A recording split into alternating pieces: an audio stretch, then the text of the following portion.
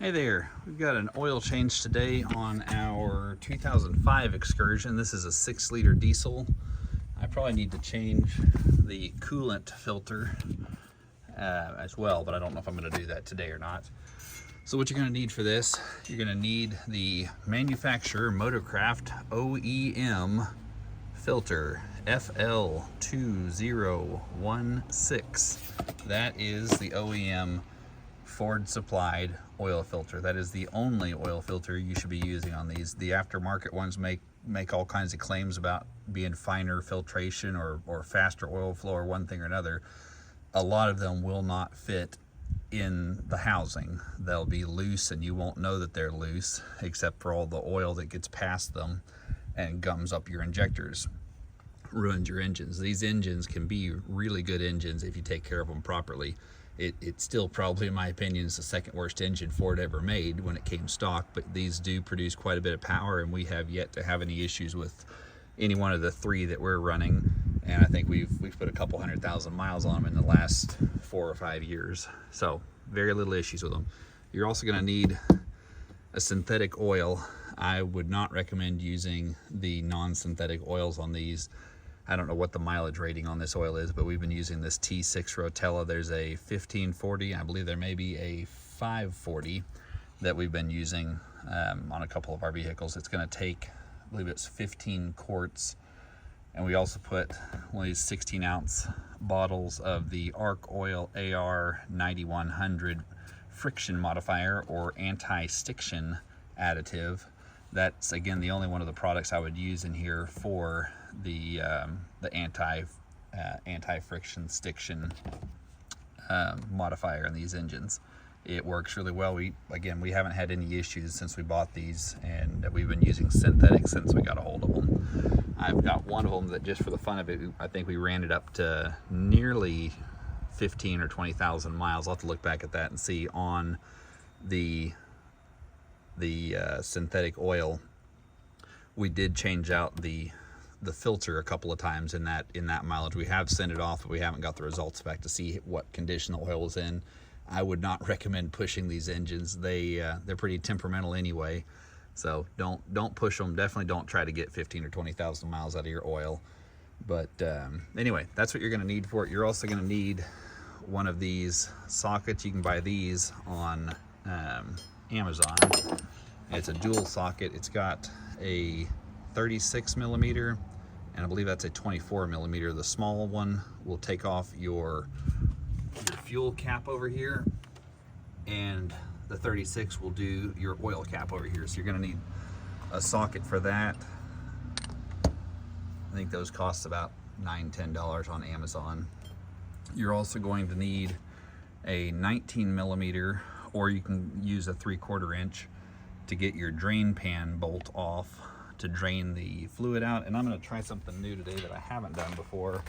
Saw somebody else do this, where you take a shop vac or some kind of a vacuum you don't care too much about, I suppose, and you hook it up to the fill port over here, which we don't even use the fill port. We typically fill it through the fill cap, or through the filter cap over there. It's easier to pour into. But you hook a vacuum up to this, turn the vacuum on, and then you pull your plug while the vacuum is running, and that'll keep it from pouring all over your face down below. At least that's the idea. So we're going to give that a shot, see how she goes. And I'm looking at the hear me over this. Got a shop vac, cordless, attached to the fill port on the engine. We're going to get underneath here and crack it and see what kind of mess we make. If this goes the way I've been told, there shouldn't be any mess at all. Make sure you don't accidentally mix up your transmission pan back here with your oil pan. I've done that before. Try to figure out why your oil's coming out red. It means you got the wrong pan. Okay, we've got a 16-quart catch pan under here, which is just barely enough. I'm going to use the 19 millimeter. Crack it loose. You don't need to over tighten these when you put them back on. You may need to replace the copper gasket. I'm going to give this about a 50-50 that it'll work. Well, it does work. I'll go shut the back off.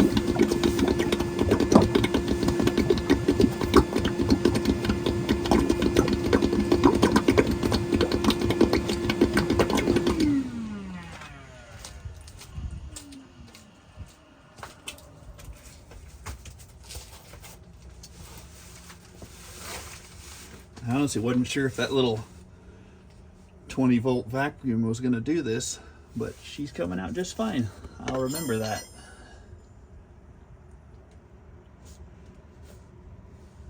If you're new to diesels, it is completely normal for your oil to be black, and just as black can be is normal. So don't worry too much about that.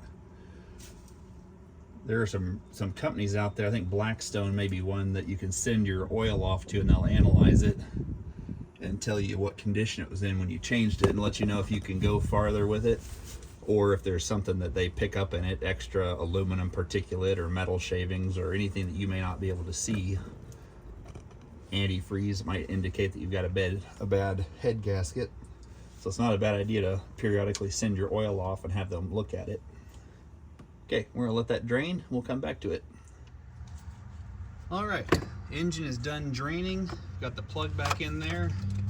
I do not know the torque spec on that drain plug on the bottom, but snug it down on the copper or the brass metal sealing ring. You should be good.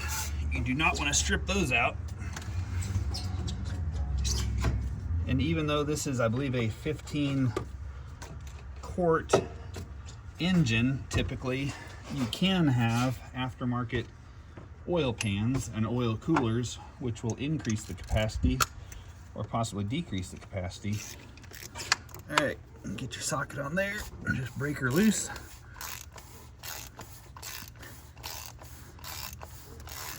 Usually I fill the oil through this oil filter cap. When you get the filter out, you can pour your oil directly in here. It makes it a little easier to get it on target than trying to get it in that little bitty engine oil fill over there. I think today, I'm gonna set that and let it drain for a minute. See if I can get it to sit there. Okay, maybe that'll drain without making too much of a mess. Okay, today I'm gonna fill it over here through the oil fill like you're supposed to. I recommend doing this on flat ground and checking the fluid frequently to see where you are. Normally, I'd take this off and drain this remaining oil out through the oil pan. I forgot to do that today, so there's a little bit of old oil in here. There will always be some old oil, but now there's a little bit more, so that's where we are. Let that drain, and once it is drained, I'll show you all how to get this off of here.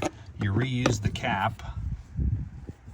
Just grab onto your filter and twist, and the cap will pop right off. So your new filter, once you get the plastic off of it, shipping plastic, that opened up. Just gonna put your new filter inside the cap and just pop it on. And then when you put that down there, it'll all properly seat. Always, only, ever, always, I keep saying it, but I have to, only use OEM parts on here. Do not try to save a buck, and don't get yourself a fancy oil cap. One of those billet oil caps, a lot of those are not built to spec and they do not fit and seal. You're also gonna wanna replace, I may not be able to do this with one hand. Let's see here. I'm not sure if I'm in the screen or not. Maybe, nope, I'm not. Here we go. There's a little O-ring here. Sometimes you can pinch it from two sides and get it to come out of the groove there. Or get a little pick and pull it out. Usually I've had pretty good luck getting these to slide out. Not so much today. There we go. So get that old O-ring out.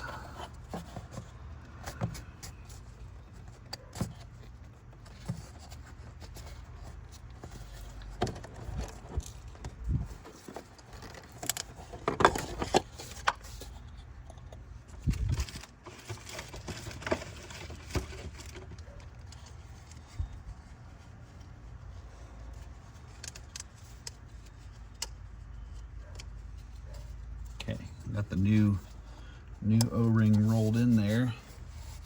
I don't think I had any of that on the screen when I did it. And a lot of times, like I said, I usually just fill oil directly in here, but I'm going to try today to use the fill spout. Boy, that is nasty. Clean that up later.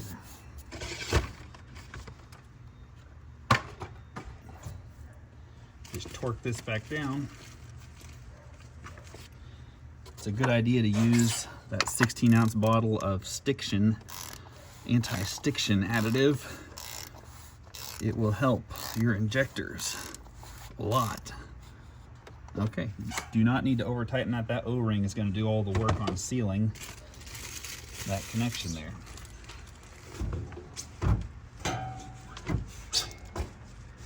Okay.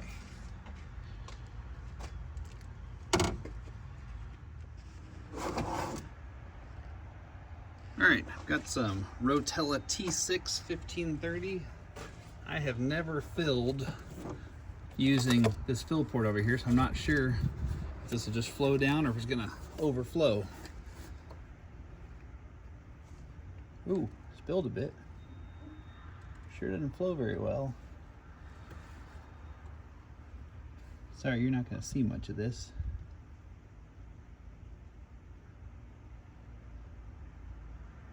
I'll have to double check. I'm pretty sure this is a 15 quart engine, which I believe is somewhere in the neighborhood of 3.5 gallons.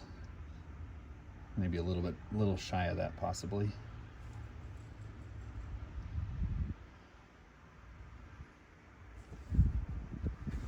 Okay, I'm not gonna make y'all sit and watch all that.